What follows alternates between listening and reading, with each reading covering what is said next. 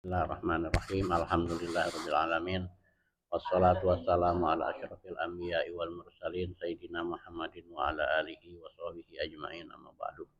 Fa inna asdaqal hadisi kitabullah wa khairal hadi hadi Rasulillah sallallahu alaihi wasallam wa syarrul umuri muhdatsatuha wa kullu muhdatsatin bid'ah wa kullu bid'atin dhalalah wa kullu dhalalatin finnar.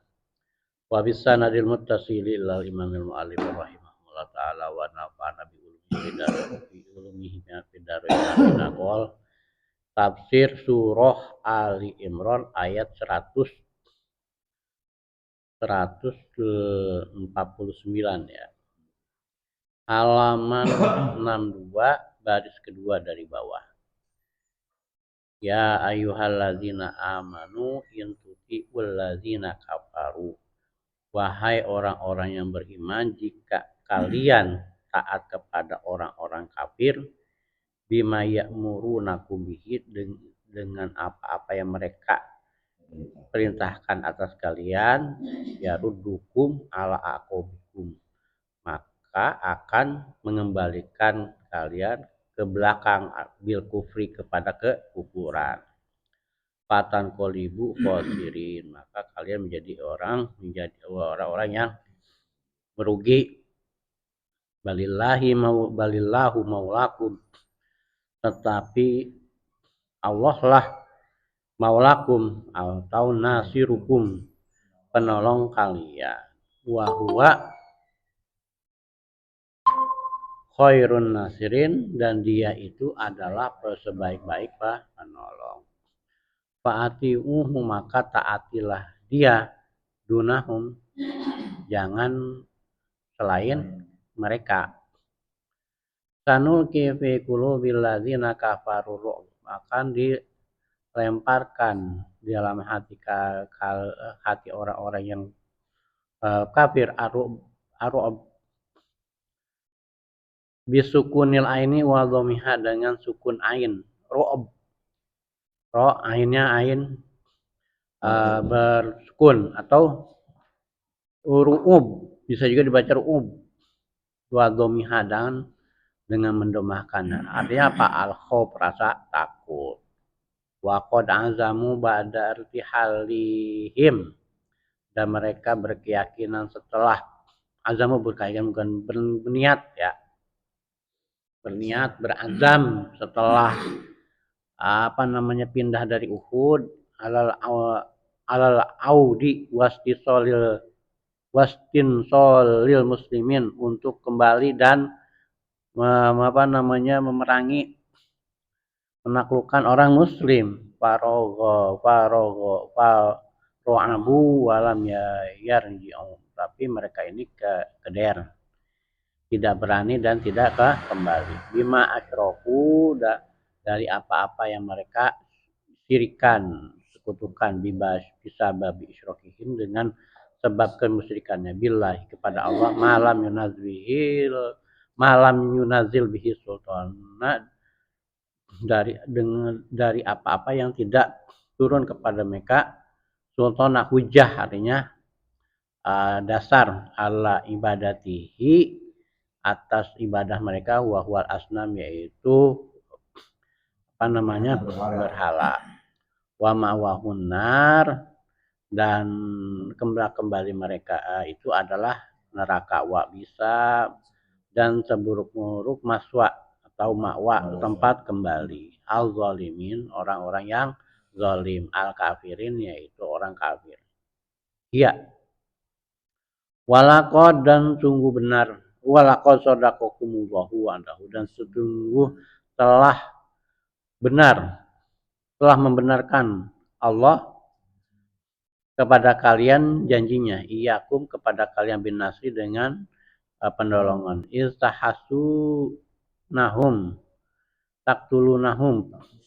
Tahussunahum, ketika mereka terbunuh, biiznihi, dengan izinnya, biiradatihi, dengan kehendaknya. Hatta iza fasiltum, jika mereka fasiltum itu buntum, artinya takut. al-qitali kepada peperangan. Wa tanazatum dan mereka berselisih, istalaftum fil amri, berselisih ya, fil amri dalam masalah ya, dalam urusan amrin Nabi sallallahu alaihi wasallam, perintah Nabi sallallahu alaihi wasallam, bil maqami untuk menduduki posisi fisabhil jabali di kaki bukit, di kaki gunung, liromi untuk melempar panah ya, tim pelempar. Faqala ba'dukum, maka telah berkata sebagian kalian, nazhabu, kita pergi. Faqad nasara ashabuna, maka sungguh telah menolong sahabat-sahabat di ba'dukum kepada yang lain. La nukhalifu, tidak kita berselisih amrun Nabi sallallahu alaihi wasallam, perintah Nabi sallallahu alaihi wasallam. Asaitum, dan mereka memaksiati, tidak mentaati amrohu, perintah Nabi, fataroktum, maka mereka meninggalkan al-markaza, markaznya, di talabil ghanimati, untuk memperoleh ghanimah, mencari ghanimah.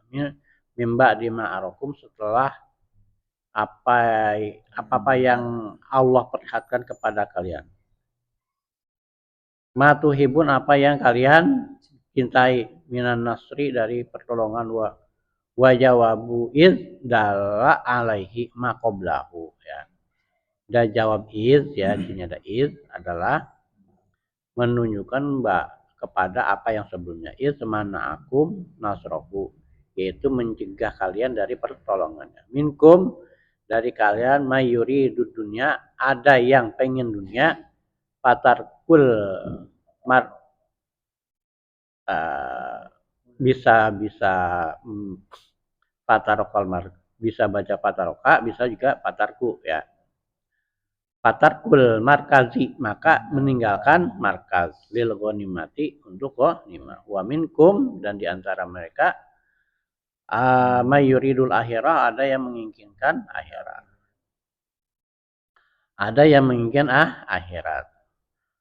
Fasabata bihi, maka ditetapkan baginya hatta iza qutila, sampai ketika dia terbunuh, ka Abdullah ibni Jabirin wa ashabihi, seperti terbunuhnya Abdullah ibni Jabir dan sahabat-sahabatnya. Suma sorofakum, kemudian mengalihkan kalian, merubah kalian, ataupun ala jawabi iz al-maqdar produkum lil hazimah ya. Ini masalah bahasa ya, jawab-jawab itu ya. Ankum, merubah kalian, ayil kufar, liyabtaliyakum, untuk liyamtahinakum, untuk menguji kalian, fayazharul mukhlisu an ghairihi, maka akan terlihat orang yang ikhlas dari yang lainnya. Walaqad afa'ankum, dan sungguh Allah telah memaafkan bagi kalian, irtakabtumuhu, apa yang kalian telah perbuat. Wallahu, dan Allah, dzul fadlin alal mu'minin, memiliki keutamaan, karunia ya, betul, atas orang-orang yang beriman, bil afwi, dengan memberikan maaf. Bapak Ibu sekalian, alhamdulillah kita bisa lanjutkan kajian kitab tafsir Jalalain, ayatnya ayat ke 149 sampai berapa nih? 152. Ini masih berkaitan dengan perang Uhud ya. Masih perang Uhud, di mana Allah Subhanahu wa taala ini menjelaskan tentang kondisi kaum muslimin ya, ketika mengalami kekalahan di perang Uhud. Jadi seperti yang sudah kita bahas di pertemuan sebelumnya, bahwa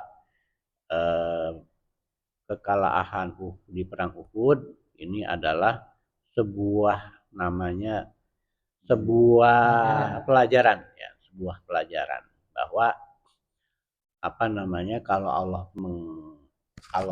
memang mau gitu ke Uhud menang aja kan gitu. Tapi memang di perang Uhud ini dibuat kalah lah gitu ya. Ceritanya jadi kalah ya. Kisahnya jadi kalah. Nah, ini untuk menjadi pelajaran bagi umat-umat yang kemudian kita sebagai umat Nabi Muhammad SAW bahwa apa namanya ketika apa namanya orang Islam itu mentaati Allah dan Rasulnya itu maka akan selamat, mentaati Allah dan Rasulnya serta semua aturan-aturannya itu orang Islam akan selamat. Tapi sebaliknya kalau cuma sekedar disebut doang taat sama Allah, taat sama Rasul, tapi dalam prakteknya tidak dilaksanakan, itu nanti akhirnya ya akan mengalami kekalahan baik secara ya jadi secara sosial maupun secara politik. Di sini disebutkan bahwa jika kalian apa namanya mentaati orang kafir, maka kalian akan balik lagi kepada kekafiran. Ya ini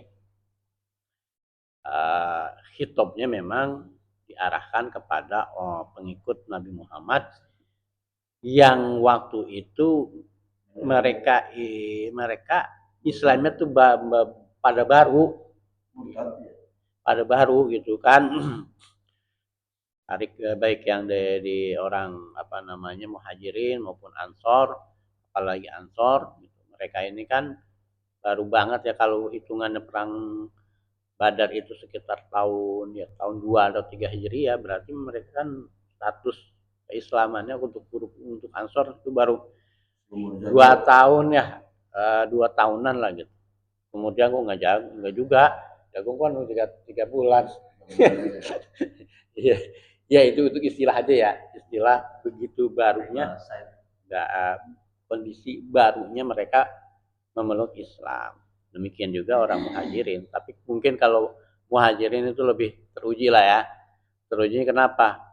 Mereka pada mau pindah hijrah ke Madinah itu sebuah ujian yang luar biasa. Bayangin aja kan, pindah dari Mekah, ya tempat tinggal asal, ninggalin anak, istri, yang bagi anaknya anak atau istrinya belum beriman, meninggalin banda, meninggalin rumah gitu kan, meninggalkan tanah kelahiran, gak bawa apa-apa, cuma apa namanya pakaian yang ada di badan, mungkin ada juga ada buntelan dikit gitu ya, tinggal pindah ke negeri lain gitu. Iya. Iya. Bawa ATM QRIS ya. Dari Indramayu pindah ke sini Bang Ahmad, bawa ATM 2M. Iya, tiba ngegembol itu doang, pakaian dikit gitu. Dan belum ketahuan di sono Bu tinggal di mana gitu ya. Ya kalau misalnya Kang Kuri dari Indramayu ke sini mau ketahuan gitu kan, tinggal di tempat Hapanipan gitu, udah disediain mes. Tapi orang muhajirin itu masih blank, mau tinggal di mana gitu kan sebagainya. Ini kalau kagak kuat-kuat iman, itu kagak bakal mau orang. Malu ya. Gitu. Nah, tapi itu dilewati oleh para sahabat muhajirin, mereka kemudian datang ke kota Madinah, walaupun kemudian oleh Nabi Muhammad SAW itu mereka saling disaudarakan, dan alhamdulillahnya ya namanya orang Madinah juga begitu menerima keandaan orang muhajirin. Akhirnya ketika Rasulullah SAW itu mempersaudarakan kaum muhajirin dengan ansor, mereka akhirnya pada bisa nempatin tempat masing-masing, dibagi gitu kan, dibagi ada 2 petak rumah ya, 1 petak dikasih ke sahabat muhajirin, bahkan gitu kan. Nah gitu, Kang Kuri hafal banget ya sebelah sini nih. Ada. Muhammad bagi-bagi di ini. Kang Guri ini selalu mengingatkan saya mulu ini. ada 2 istri dibagi, mana disuruh pilih yang paling cakep kan begitu. Nah, itu sampai sedemikiannya. Tapi sebagai sebuah ujian ya bahwa ketika itu orang muhajir itu nggak kebayang sama sekali akan mendapatkan perlakuan yang sedemikian. Tapi mereka itu tetap berangkat karena dasarnya iman. Ini saya ingin mengatakan bahwa kondisi keimanan orang kaum muslimin ketika perang Uhud itu berbeda-beda. Nah, makanya kemudian Allah katakan demikian ya ayyuhalladzina amanu in tuti'ul ladzina kafaru yaruddukum ala aqabikum fatanqalibu khasirin. Orang-orang yang beriman, kalau kalian ini ikutin orang-orang kafir gitu, maka mereka itu akan membalikan kondisi kekafiran, mengembalikan kalian kepada posisi kekafiran dan kalian jadi rugi lagi gitu. Maka ya ikuti aku kata Nabi ya. Adalah secara implisit kemudian ikuti aku kan, karena apa, wa huwa balillahu maulakum wa huwa khairun nasirin. Yang jadi penolong kalian yang sebenarnya itu Allah, bukan orang-orang kafir. Kemudian juga dikatakan bahwa orang kafir ya, orang-orang kafir musyrik Quraisy ketika itu walaupun mereka itu memperoleh kemenangan, tapi mereka itu tidak tidak merasa menang seutuhnya gitu ya. Mereka memang menang, orang muslim kalah, tapi itu mereka tidak merasa menang sepenuhnya. Mereka tadinya pengen nih kaum muslimin Muhammad dan pengikutnya ini udah kita bisa hancurkan, nanti habis ini kita sikat lagi. Tapi mereka itu tidak bulat juga karena mereka merasa curang. Iya enggak juga sehingga merasa curang. Mereka itu kan ini kemana disebutkan mereka itu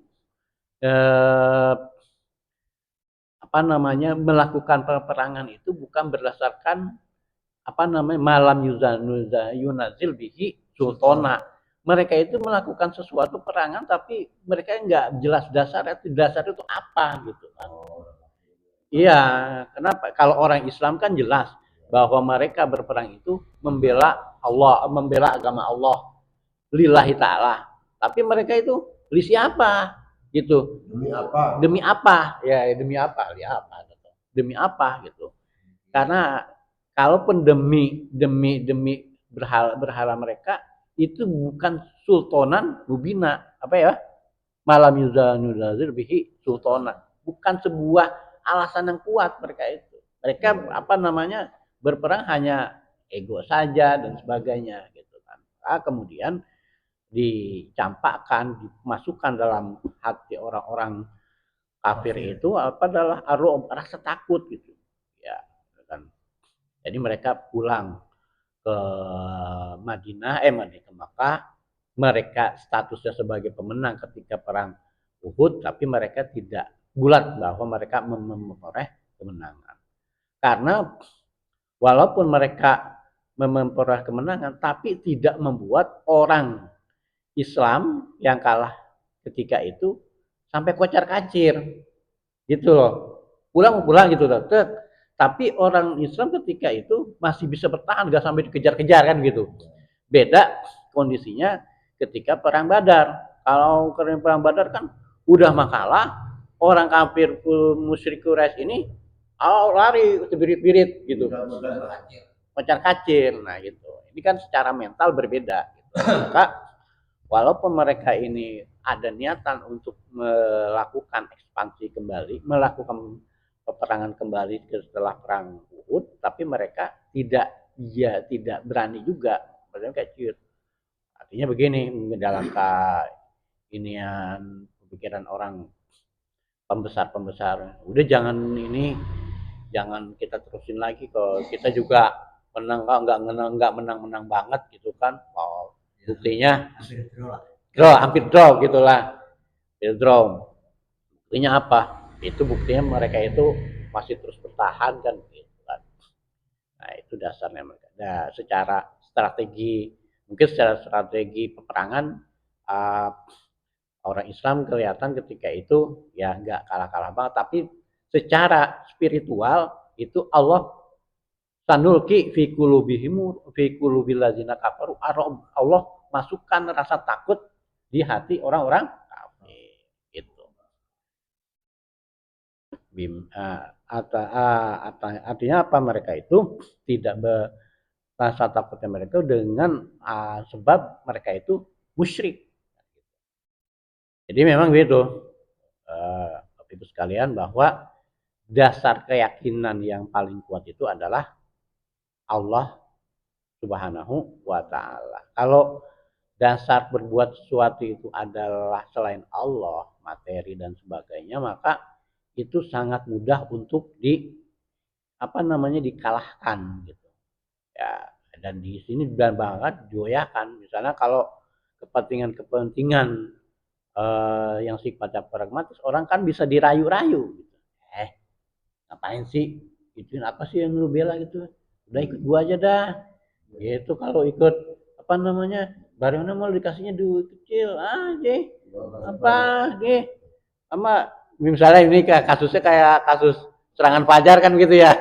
Serangan Fajar pemilu. Kan itu Wani Piro yang satu ngasihnya gocap, ditimpa sama yang cepet, kan belok. Kan gitu. Ada lagi yang masih lagi nipu-nipuan lagi, pego, belok kok yang pego. Ada yang ngasih yang 200, kasih 200. Itu dasarnya. Iya, akhirnya buat terombang-ambing. Kenapa? Karena dasarnya itu adalah materi. Gitu. Tapi kalau misalnya kayak model Pak Hanipan, misalnya, ini kali maaf jangan cemburu ya, jangan kesel. Kenapa giliran yang benar kan urusannya ke Pak Hanipan? Soalnya adanya di sebelah kanan, ini kan sebelah kiri. Tapi Pak Hanipan, saya akan milih si Anu, kenapa? Karena dasarnya adalah begini. Jelas Anies gitu aja. Enggak, saya emang enggak nyebut ya. Si Gopal tetap Anies gitu. Ya. Udah. Ini saya Jokowi musuhin nama Anies. Ya, artinya begini, dasar misalnya milihnya jangan saya presiden, milihnya partai Anu, kenapa? Karena partai ini isinya orang-orang benar. Saya milih ini atas dasar iman gitu. Maka dikasih 1 juta pun tetap pilihnya yang partai yang benar, contohnya. Karena prinsip, karena dasar iman, bukan berdasar materi. Dan begini juga kasus yang terjadi pada orang-orang musyrik. Mereka itu nggak jelas yang mereka belain itu apa. Yang mereka belain itu Lata, Uzza. Yang mana nih? Iya.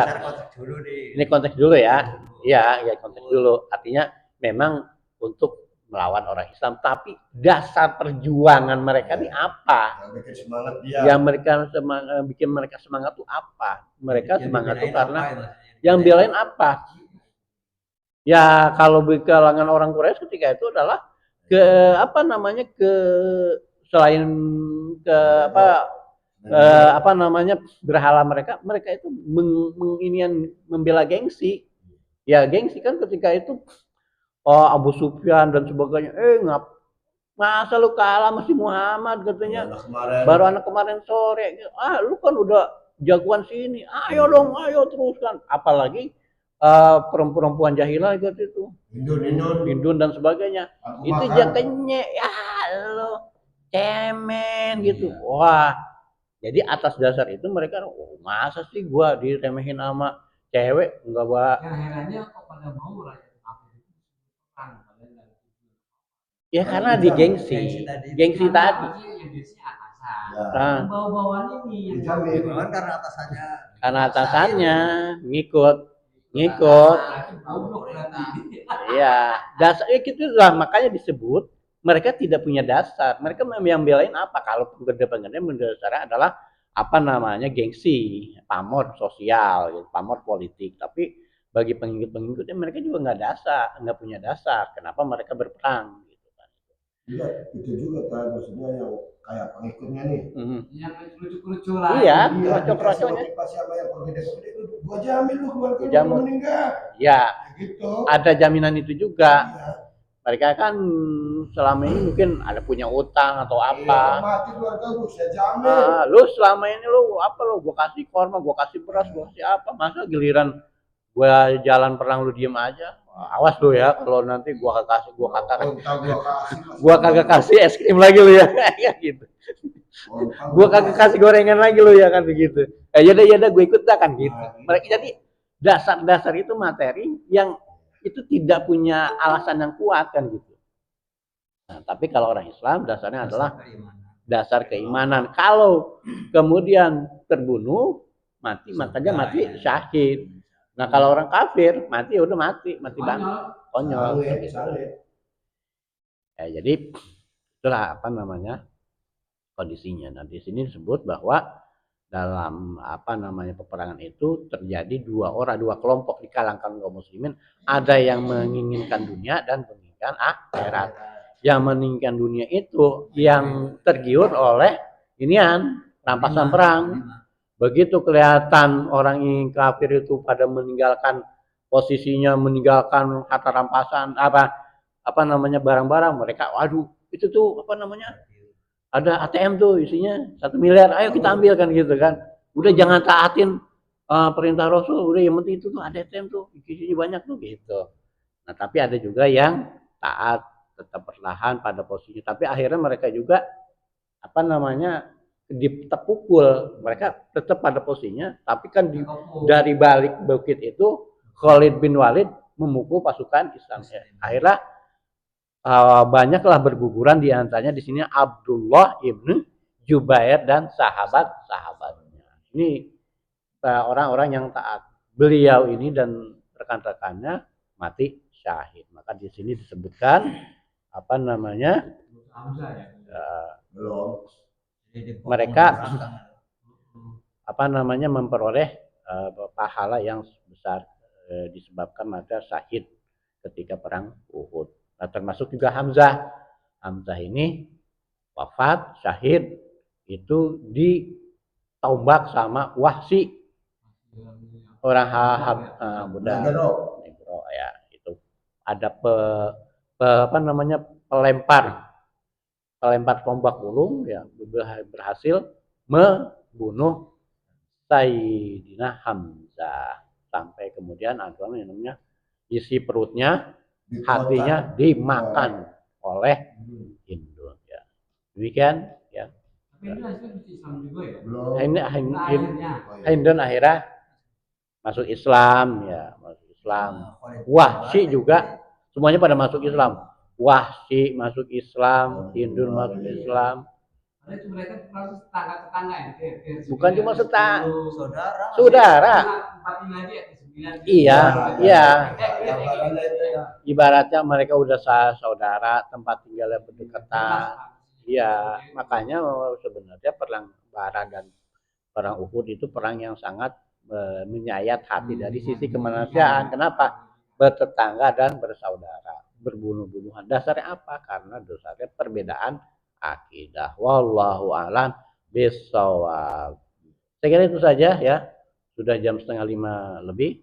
Ya, subhanakallahumma wa bihamdika asyhadu an la ilaha illa anta astaghfiruka wa atubu ilaik. Billahi taufiq wal hidayah. Wassalamualaikum warahmatullahi wabarakatuh. Mas Bano, tolong. Iya,